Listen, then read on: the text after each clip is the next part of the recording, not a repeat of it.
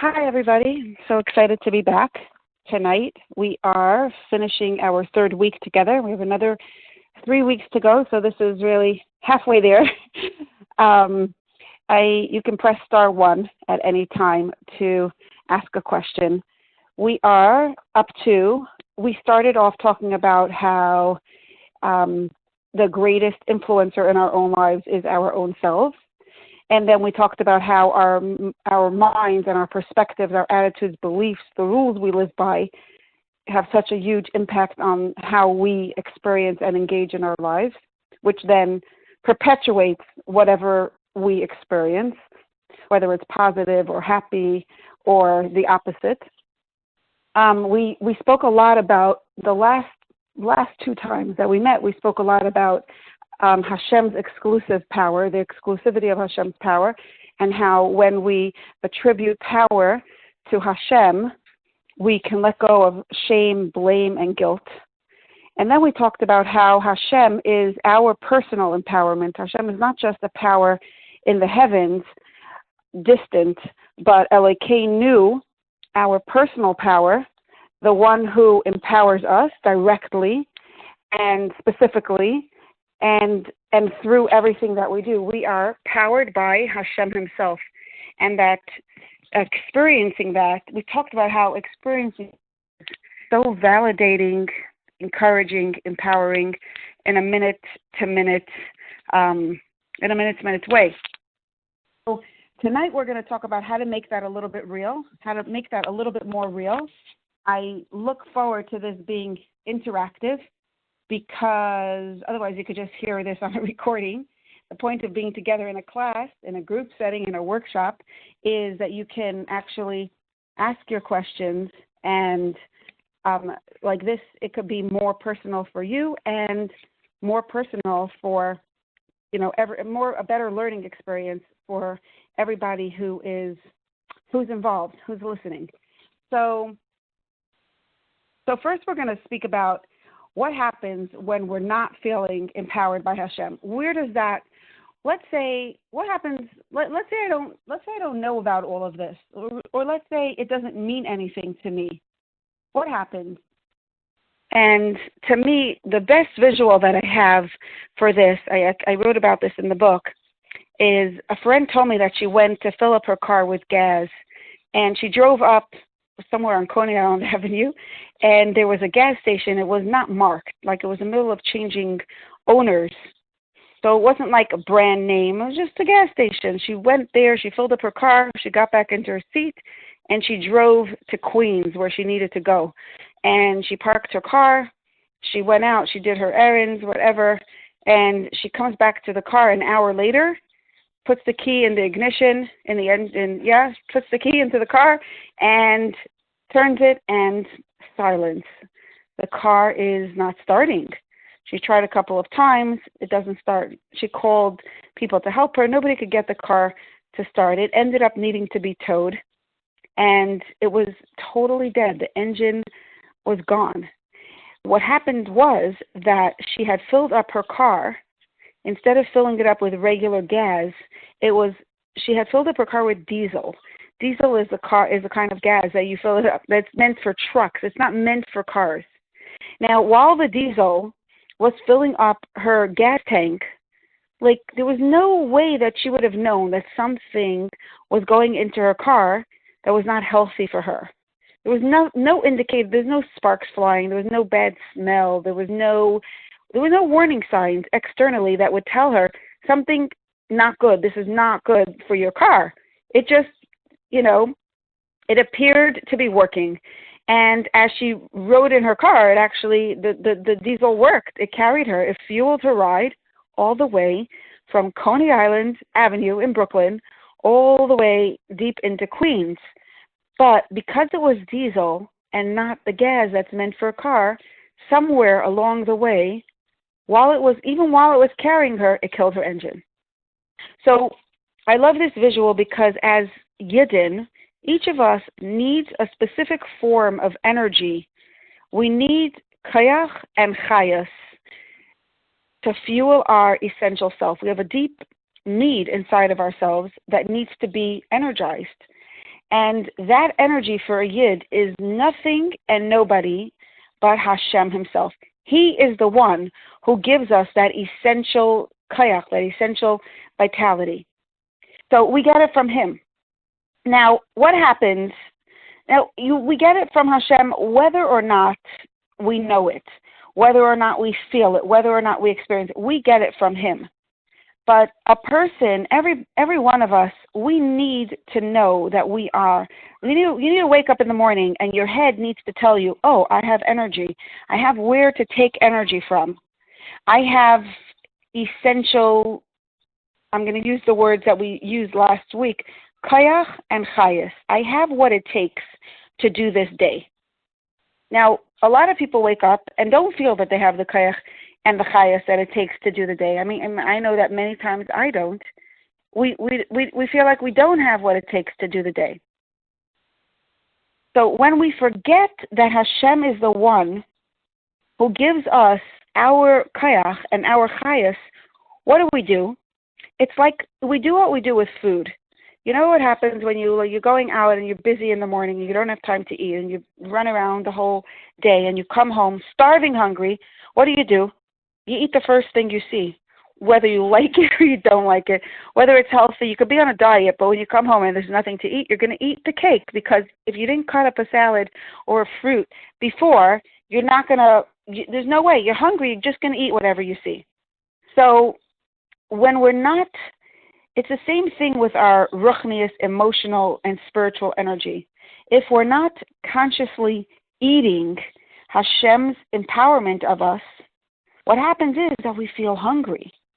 It's a deep hunger. It's a hunger that we cannot even put into words. It's subconscious. We just know that we need something. I need something to brighten my day. I need something to wake me up. I need something to give me energy. I need something to make me happy. And subconsciously, we bring that neediness into our relationships or into the things that we're doing. And then suddenly, it's like our relationships become, or the things that we're doing, the work that we're doing, become the places where we are trying to fill that deep need, that deep hunger that's at the core of our beings. Now, what's the problem with that?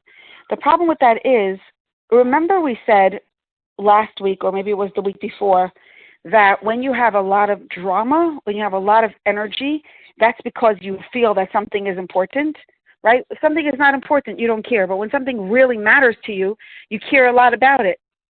And we talked about how in our, whenever there's something, like if we're doing something hishtadlos-wise, or we're investing energy into something, or we're extremely hurt by a very simple comment that somebody made, it's because we're attaching a lot of energy, a lot of power to that person or to that event or to that behavior.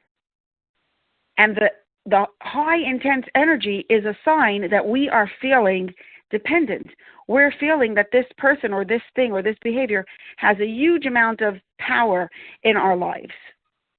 So when we attach when we're not taking Hashem's, this we talked about as attributing power to Hashem as the one in charge of the world, as the one in charge of everything. But it also applies to the empowerment of our own selves. Because what happens when you get a compliment from somebody? What happens when you get a compliment from somebody is it feels good.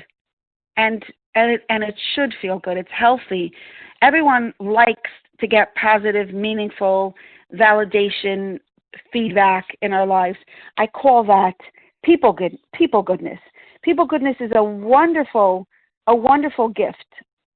But it's like we have two layers of needs. We have that deep, essential self, right? Or we. That's the first part, and then we also have like the cherry on the top of the cake. To put it in other words, it's like there's Hashem, who actually gives us our respectability, our validity, our worthiness, our dignity. He's the one who gives us our koyach and our chayas and whatever that means. He's the one who makes us awesome.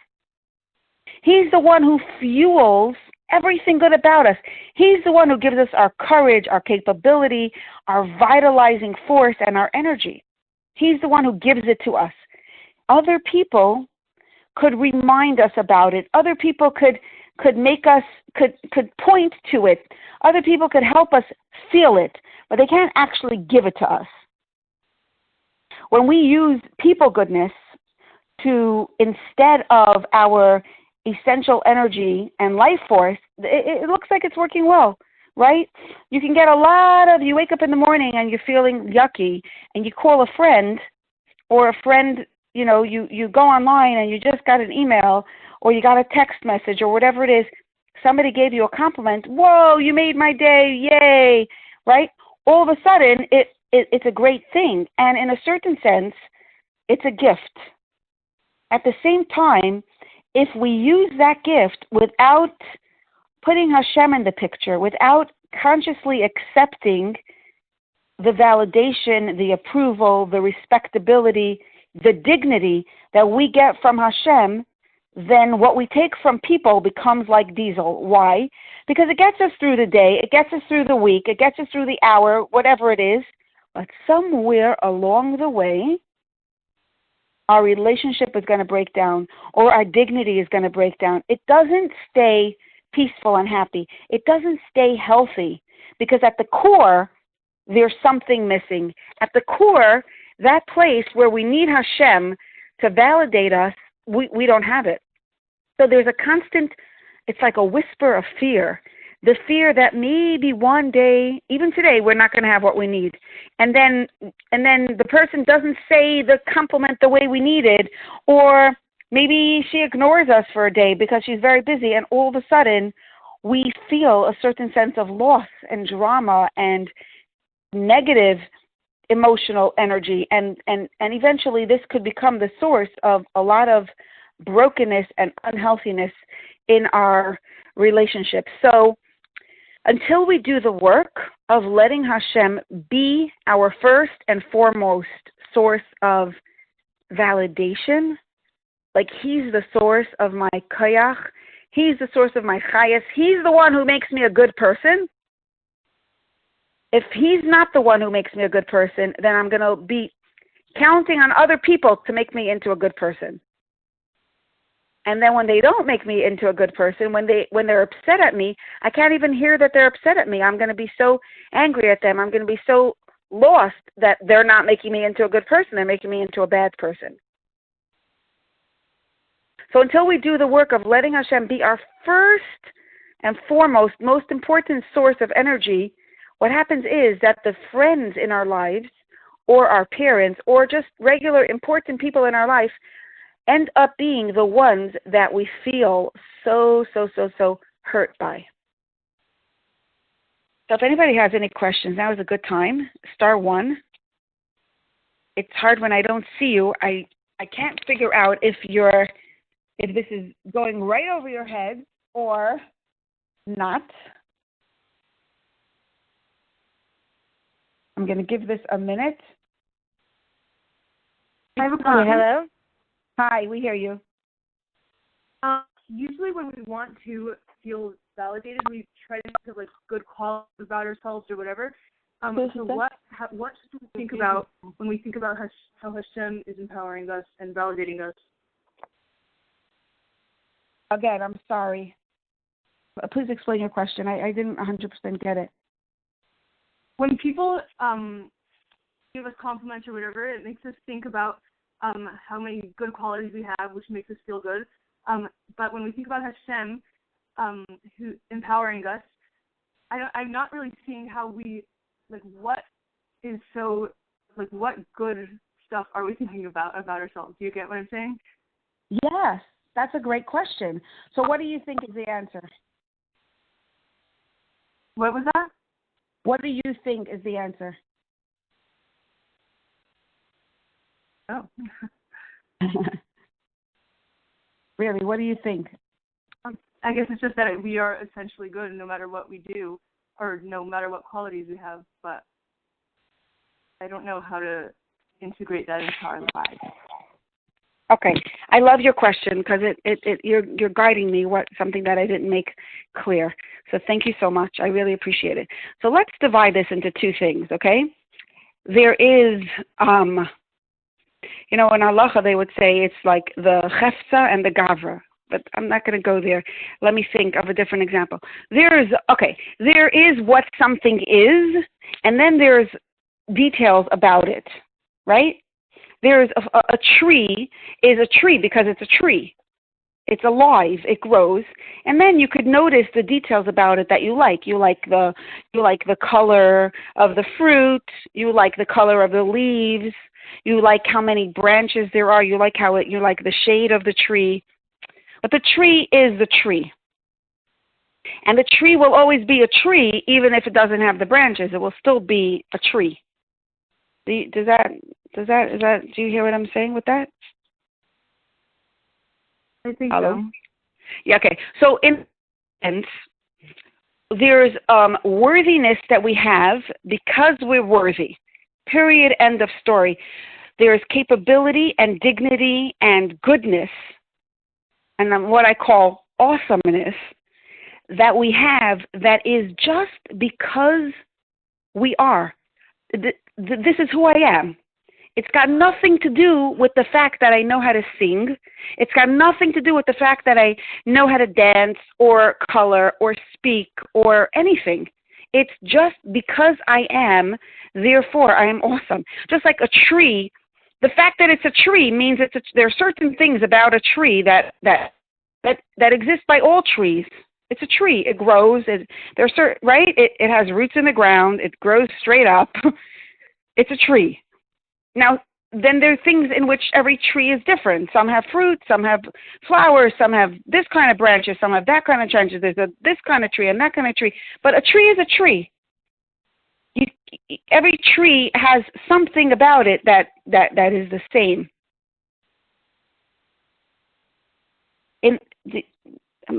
Tell me if it's coming clear. Like the difference between the talents that we have and the external qualities that we have versus our essential worthiness and being. Yes, thank you. So let's talk about that for a second. Now, a tree is a tree. Let's move away from the mushal because any mushal that's not in Torah is always going to be limited to only a specific thing. You know what I mean? So let's leave that aside for a second and let's go back to us.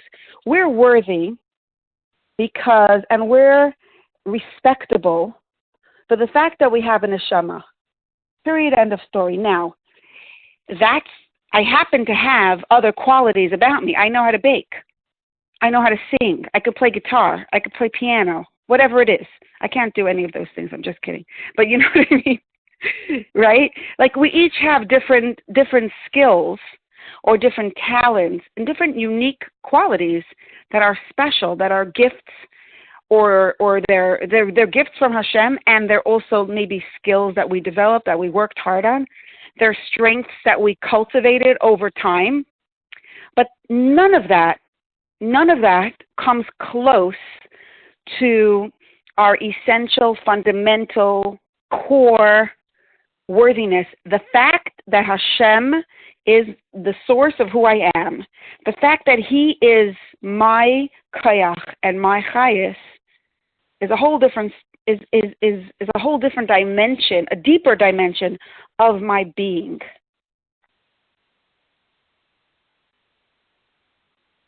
Tell me if that's clear. Got it. Yes. Okay, so and I think the word worthiness is very, very, very, very, very important because and value is very important. Now, what is the fact that Hashem is our neshama give us? What does it mean that He's my Elokeinu, that there's a part of Him in me? What does it mean? What is it worth? To each person, it might mean something else. Meaning, there is an essential energy. There's a flow of Hashem's energy within me. That's the core of my being. There's an unstoppable light, an untouchable worthiness, an untouchable respectability that I have. What am I going to do with that? For one person, we talked about this a little bit last week, for one person, it might mean, oh, therefore I can tap into that and use that as courage. Even though I'm very shy, I'm going to think about his presence within me, and I'm going to take that as courage to speak up and, advocate for myself. That's one person's example. Another person might say, that unstoppable light within me, I'm going to take it and I'm going to use it to have more patience with my little sister who's so annoying. Another person might take it and say, that worthiness, that dignity, that's going to allow me to make the phone call to my teacher. Even though she's going to be annoyed with me, I'm going to still be able to hold on to my dignity, even though she might be annoying, she might give me a yelling, she might be obnoxious, whatever it is. I have to make the phone call. I'll make the phone call. I'll hold on to that core of myself, and my shoulder might get bruised, you know what I mean, from her words, but my core self is going to stay whole. I'm going to hold on to that, and that's going to give me strength to make the phone call. If anybody else wants to jump in, this is like a very, very, very, very important piece, and if you get this, you're good to go. Your life will be so much more empowered, inspired, energized if you get this. So ask your questions, challenge me. I want to put out another muscle, okay? Sometimes you could build, you could take a case of cups and build a pyramid on top of a table, right? Now, a wind will come or a person will come and blow down your whole pyramid. Okay, now when your whole pyramid falls down, what's left? You still have the table. The table, nobody could blow that away. It's a table. It's strong. It's not going anywhere. So that's another visual that's coming to my mind as we're talking about this. My essential worthiness, your essential worthiness, the fact that Hashem is our kayach and our chayis is like the table. It's that unshakable part of our being. When we have that strong, somebody else might come and insult us, and we'll get hurt. We don't like when the pyramid, we worked hard on that cup, on that whole stack of cups. We'll feel hurt for a minute, but we won't. But we'll still have that core self, which will give us the resilience, the courage to step up and start again. And this is just one example. Okay, I see somebody is. What do you press to unmute? Press *1 to unmute.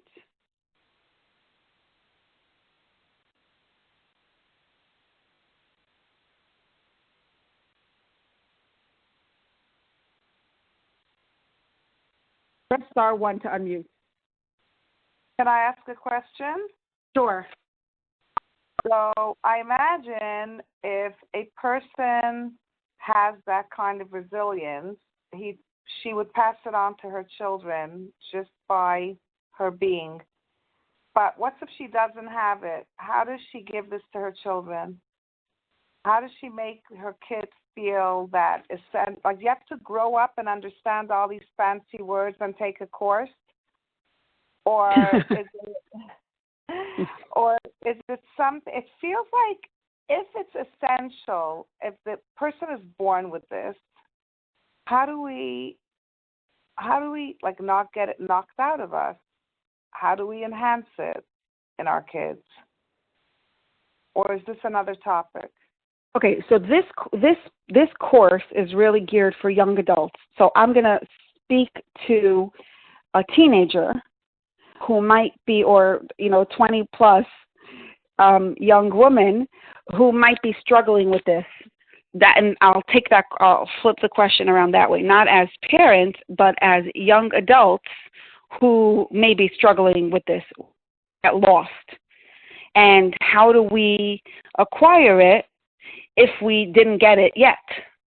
So where does it get lost is we talked about how different experiences that we have take away, give us different beliefs, right? I want to share my own experience. I grew up believing in Hashem. I grew up knowing about my neshama. I was a pretty bad student, and I developed this sense of self, of like something is wrong with me. I had I very much struggled with a sense of worthiness. I was constantly sent out of class from when I was very young. So in those experiences, I'm just giving you one little example, okay? These experiences, and many of us, I had other experiences, but I'm choosing one I think that everybody could relate to. These experiences, if I could go back to them, I would see myself as somebody punished outside, that I didn't belong, that something is wrong with me, that I couldn't do what other people could do. I was strange. So I had these beliefs about myself, and when you really believe, you can't have two contradicting beliefs. Meaning, I can't believe that I'm worthy if my experience tells me that I'm not worthy. If I have an experience that tells me I'm a failure, I'm going to believe my experience more than I'm going to believe what you tell me. So are you saying that the nature of our lives is that we're going to get knocked up as kids, and it's our avodah in young adulthood and for the rest of our life to build ourselves up again? In a certain sense, yes. At the same time, I want to say something else, that I think that, many people post-Holocaust, many people forgot how to love because they didn't need to love. They just needed to survive. And if you had bread on your table, that was love. If I gave you bread, you should know that was love. Today's youth, today's children are different. So we do need different tools than we had years ago. And I don't think that every child needs to be knocked and bashed. I know that like in Gan Yisrael, I'm very proud of most of our teachers, I would say. I mean, the style of the school is to really cultivate this sense of worthiness and dignity in every child, not to use shame as a discipline tactic, not to use embarrassing a child, not to people say as a teacher, I'm going to put that kid in her place. I'm just saying this is just in a school setting. But most of us as a community, I think the community as a whole is moving towards more awareness of Hashem, more emunah and bitachon, which 20 years ago, it was not popular. Now it is. 20 years ago, nobody was talking about Mashiach. Nobody was talking about, if you talked about Mashiach 20 years ago, you were Lubavitch. Today, it's not a Lubavitch word. It's a universal Yiddish word. You talk about emunah and bitachon. It used to be, certain people talked about emunah and bitachon, maybe Breslov people, right? Now everybody's talking about a strengthened emunah and bitachon. And I think that this is changing for our children as well. But it's not just things that get you knocked. It's not just experiences that knock you down. It's also, we spoke about this in the beginning, of a value system of what is important. So let's say also in Gan Yisrael, we try to, and this is not a plug for Gan Yisrael, although I'm so honored to be part of these amazing group of teachers. But one of the things also that they do is not to to praise children, not for their externals, but for their stuff that's more neshama oriented, such as the work they invested, the effort that they put into it, the perseverance, the persistence, the good attitude, these things that actually kids could do on their own, and they're not developed. They're not just because they happen to be cute or smart. You know what I mean? So that's another thing. Now, how does a teenager develop this? We spoke about this, but I want to say it again because if you have the question, I'm sure a lot of other people do. While I'm talking about worthiness, and while you hear me say, you're worthy, you matter, everything that you do matters, you're the biggest influencer in your life, and when you wake up in the morning, Hashem is standing right there, and He's handing you your respectability and your dignity, own it. Take it and run with it. Let it shine forth in everything you do. While I'm saying that and you're listening to me, there's a little voice inside of your head that's saying, not true. And if you take a moment to listen to that, what is it saying? Look at the proof and have it out. I think it's very important to make the conscious choice to reject that little no-no person, like I used to call it, maybe not, brain twister, whatever you want to call it, the Yetzer Hara really. Identify it as the voice of the Yetzer Hara. Identify it as the voice of maybe a past experience that gave you a belief that you really don't have to hold on to. You could let it go. Just like you don't wear the clothing that you wore. It was very cute. I mean, the truth is today, my little 6-year-old and my little and 16-year-old could wear exactly the same robe, like in the store. They'll sell the same things for all sizes, and everyone's wearing black. But it used to be a little 3-year-old wore like ruffles and lace and like a cute, different kind of dress than a 16-year-old or an 18-year-old or certainly a 25-year-old, right? So just like you don't wear the same clothing that you wore 3 years ago, 5 years ago, we don't want to wear the same beliefs, the same value system. Our value system needs to mature.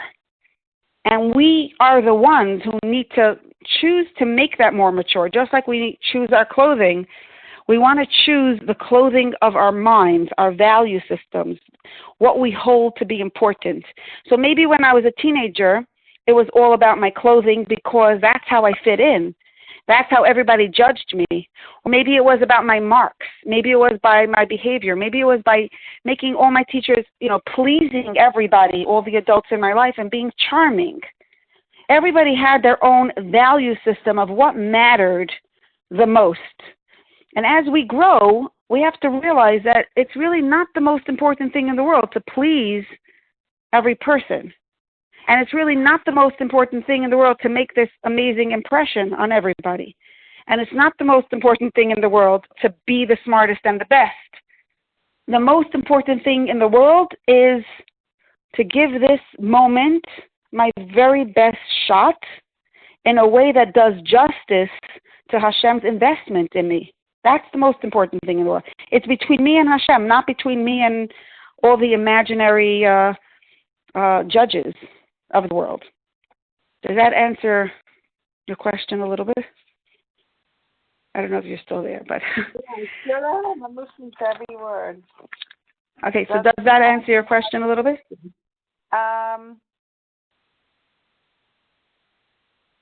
Yeah, it answers the question, as you say, talking to a young adult, but it doesn't answer my question of how do I convince a 7-year-old about all these ideas.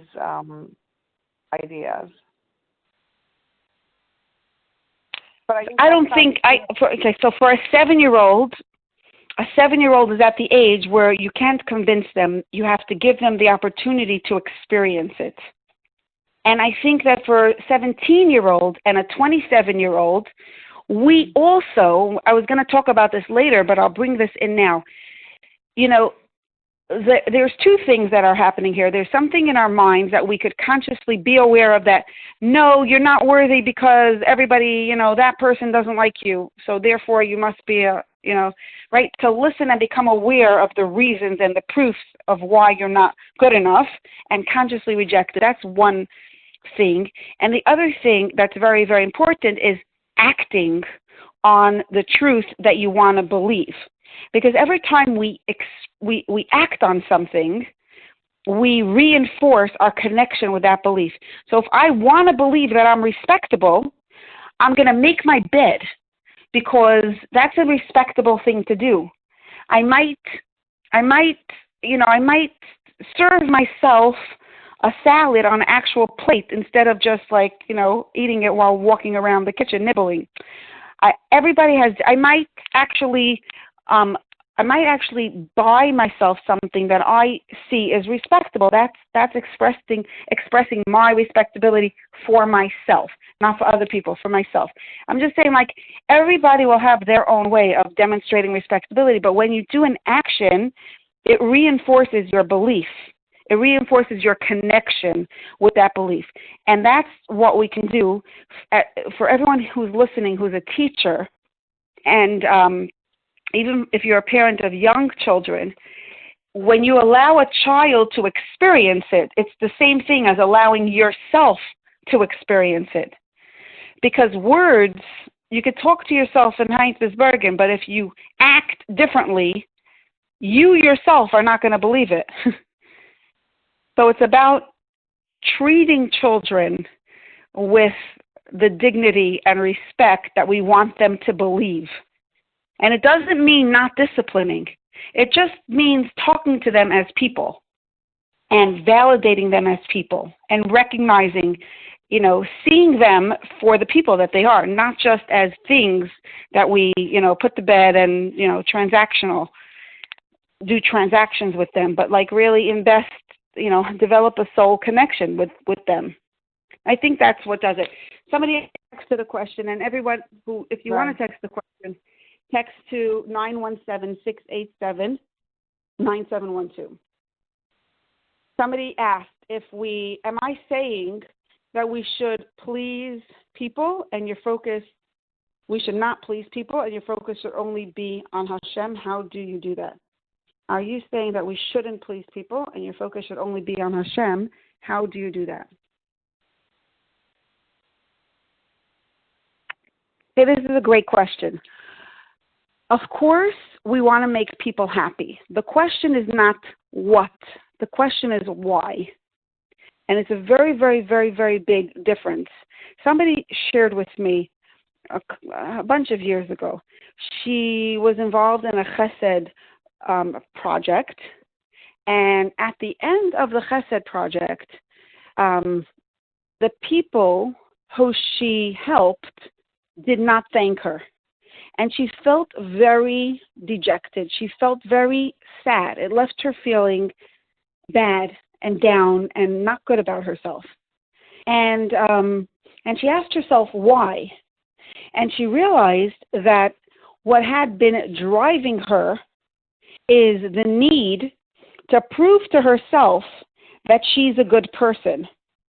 And that's why she was so invested in doing the chesed. She really wanted to prove to herself that she's a good person. And by not getting thanked, she didn't get the proof that she so badly craved. And I think that's a good example of where, and people, everyone should do chesed, no matter what your reason is. If your reason is healthy, if your reason is not healthy, we should all do chesed. We should all do the right thing. If you're ever not sure, if you're doing it for the right reasons, don't worry. Just keep doing the right thing. It's okay. The point that we're discussing this is not whether or not you should do the chesed.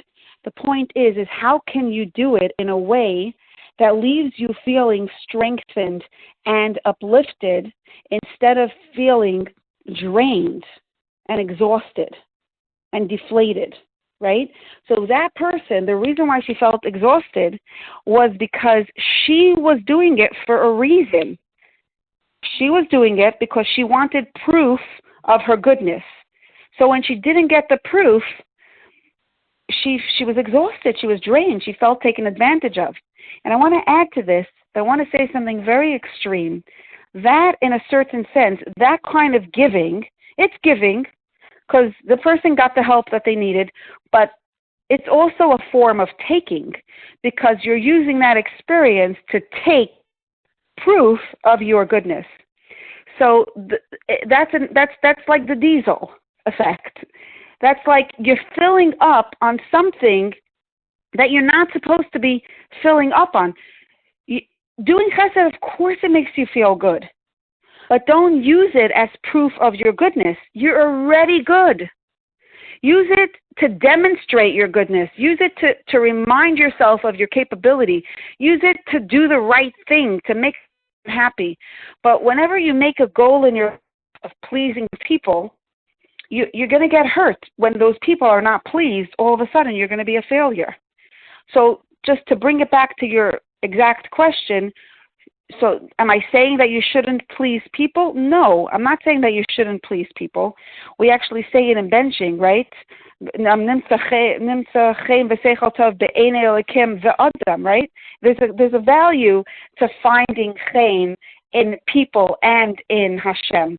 It's not just about, we don't only want to find chen in Hashem's eyes. We also want to be b'chein to people. We want to do the right thing. We want to make people happy. But it has to be Hashem first. Hashem has to be our driving force, and Hashem has to have, we have to come to it from a place of inner wealth where we are already good. I don't need your compliment to prove to me that I'm a good person. I'm already a good person. So now your compliment could just be fun. It could just be enjoyable. It could be like the cherry on top of the cake. It's not the cake. It's the cherry on top of. I hope that answers your question. If it doesn't, text again or press *1. That's much easier, and speak up. Okay, so somebody else shared a question. Hi. Even though we know we have this unstoppable power in us, is there ever a person who is incompetent or lacking something where they really cannot do something? That's a great question. So I love your question. So yeah, of course. You know, I feel like I'm a very worthy person. I cannot program my computer. I don't have that kind of brain. I am not good at math. It's okay. You know, it's okay to be not good at, when we're saying, because of Hashem's kayach and chayas in me, it doesn't mean that, it means that I could be anybody I want to be. It doesn't all of a sudden give me a pass. It doesn't fix my weaknesses or my lack of skill, I'll say. It doesn't make me all of a sudden sing on key if I don't know how to sing. It's not going to make me see colors if I'm colorblind. It's not going to change the physical nature of what is. It will definitely completely transform our emotional nature, our attitude, our perspective. You know, I'll be able to say, "Oh, I don't know how to sing," and I won't hate myself for it, because I have such a strong love for myself and such a strong sense of personal value and personal worthiness. Nothing that I don't have will take away from what I do have. I hope that's clear, but definitely speak up. Press *1 if it doesn't answer your question. Go ahead. We hear you.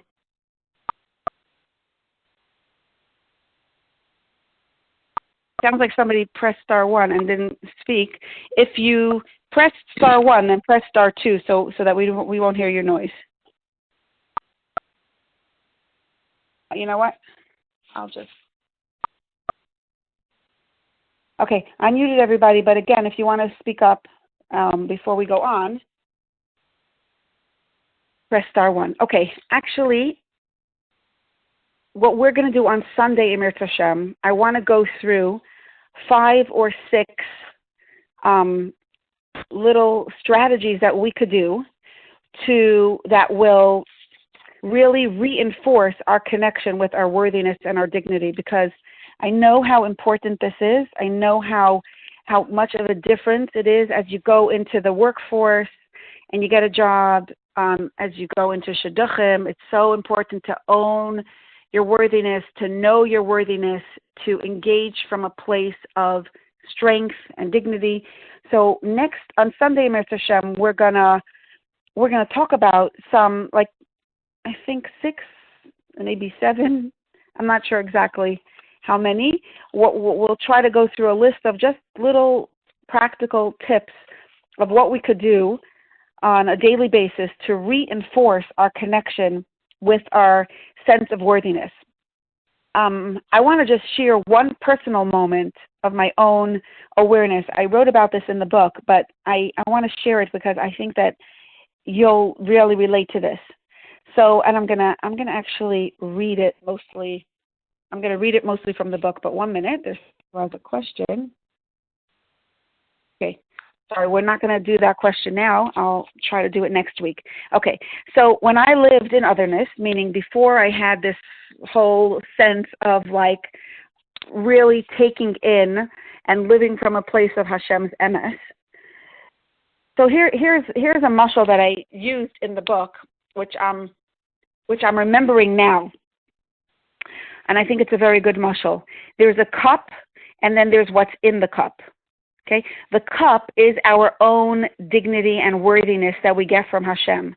What's in the cup is the compliments and the people goodness. We need our cup to be strong. We need our sense. We said the mashal of like the pyramid of cups on top of a table, right? You need the table to be strong in order for it to be able to hold up a strong pyramid. So in a cup, in the mashal of a cup, you need the cup to be full. You need it to have no holes. And the way that your cup doesn't have holes is because is by accepting, by really actively experiencing Hashem's empowerment of us. And when we do that, it's like having a strong cup. And then all the people goodness could be like the juice in our cup. And it's a good visual. So, okay, so my own moment of awareness was that my cup years ago, my cup had so many holes, but I didn't even notice, right? I was busy filling up my cup with compliments and trying to get validation and approval from wherever I could, but my cup had holes. I didn't feel my essential worthiness that would really, hold me together at my core. But as I started to see myself and the world from the lens of Hashem's reality, and I started learning about all these ideas about Hashem and really spending time every day thinking about Hashem and how Hashem is real and allowing myself to absorb those ideas. So I wanted to actively receive Hashem's empowerment. One Friday afternoon, I was baking challah with my kids. And one of my kids had formed he made a cute little smiley face out of the dough, and he decorated each part with rainbow sprinkles and glittery sugars, and it was adorable. And I took a picture of it, and I texted it to a person that I very, very much respected. She was a new friend in my life, and I very much respected her. I valued her opinion on just about anything under the sun. So I texted her the picture. I was proud to text it to her, and she responded, and she wrote something, I don't remember exactly what, but something like, wow, and what a wonderful mother I was. And in that, as I read the text, I was like, wow, it felt good. I felt good. I felt I approved of, I was validated, yay, I'm a good person. And you know what? I might have simply just continued going about my busy day, but suddenly it was like, because I was thinking about all these ideas that I was talking to you about a minute ago, suddenly I caught sight of what was going on in my mind. I was like, Shterna, what are you doing? You put somebody's compliment in the wrong pocket. Suddenly I was able to see, I was like, oh my, here I am. I'm a mother. I'm fully capable. I'm worthy. I'm good enough. And why is somebody's compliment why is it making such a huge difference? It's because my cup is empty. I saw suddenly that I had this huge need for approval and validation, and I saw how I was using other people's compliments to fill up that empty space. Or like the example before, I was using diesel instead of gas. I didn't need the diesel for that, and it would break me. And it's true, because in that relationship, I was always so frustrated when I didn't get what I wanted. So in that moment of clarity, I suddenly understood the impossibility of what I had been trying to do for so long. I was trying to fill the core of my being. I was trying to fix a deep part of myself that was broken with something that could never fix it because it didn't belong there. That space in the deep parts of our heart, and for some people it's broken because, like the example that I said before, like I was a bad student. For some people it might be broken because, they felt that somebody important in their life rejected them. Some people might have been verbally abused. Some people might have experienced loss. All kinds of, everybody has different kinds of stuff, right? And that place that's so deep inside of us could only be filled by Hashem. It's reserved. It's reserved for Hashem's empowerment. And when we try to fill that space with anything other than Hashem's empowerment of us, we find ourselves on a gut-wrenching roller coaster ride. All of a sudden, we're takers, we're needy, we're not able to generate the goodness that we want from within our own selves, right? But as soon as we absorb the truth of our real empowerment and that Hashem is giving us that essential validation, as soon as we believe that we are infinitely validated and proved of, our worthiness and unchangeable value is certified by Hashem himself, all of a sudden we get off the roller coaster and we could enjoy our relationships. People could compliment us and we enjoy it. It's happy, it's fun. It doesn't have drama. It doesn't have an intense energy that very often leaves us broken and deflated. So again, people goodness is wonderful. I think friendship is one of Hashem's greatest gifts, but all the friendship in the world cannot fill the space where we really must be our own friends. And what do I mean when I say be our own friends? Befriend yourself. It's not just about being nice to yourself and getting a manicure or eating something healthy or doing exercise. Those are all maybe nice things to do for yourself. But really befriending yourself is liking yourself on a deep level. Like yourself. And it's not about clicking a button that says thumbs up. It's not about that. It's in a deep way really liking ourselves by developing awareness of our everlasting absolute worthiness that we actively receive Hashem, that we actively receive from Hashem. So next week we're going to talk about some ways that we can do this for ourselves. Like, how do we get there? How do we get to that place where we really take in the worthiness, where we really absorb it, and we really could, hold on to it and live from that place? Next week in Mitzvah Hashem, we'll talk about that more. But for now, over the weekend, over Shabbos, it's not a weekend, I think it would be really helpful if you just take some time to think about everything that we're saying. Text me your questions if you have them so that we can, work through them. And I want this to be real for you and beneficial. The number to text to is 917-687-9712, or number is 718-576-0338. Either number is fine. So and another thing is like really give thought to it, play around with it. See, I would love if we could start next week and by sharing. Some of you have been pretty shy about sharing, but I would love if we could start next week, Sunday, not next week, in a couple of days. It's Sunday night at 8 o'clock.